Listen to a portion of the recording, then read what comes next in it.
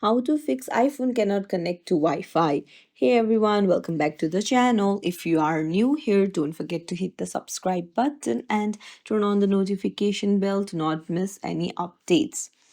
So if you're seeing that dreaded not connected message or your Wi-Fi icon is grayed out, don't worry. In this video, I'm going to walk you through few simple effective steps to get you back online. Let's dive right in.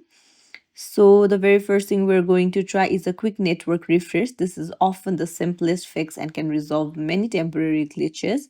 Just swipe down from the top right and access the control center. Now tap on the airplane icon.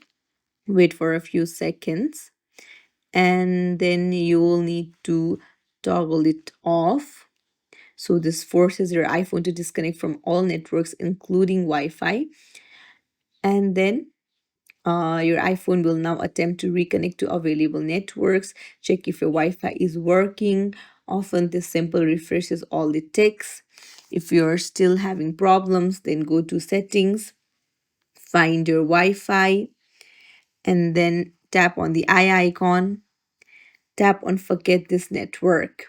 This is especially useful if your Wi-Fi password has recently changed or if there was an issue during the initial connection. Once you have done forget this network, it will ask you for the password again and you'll need to enter the password and connect to the Wi-Fi.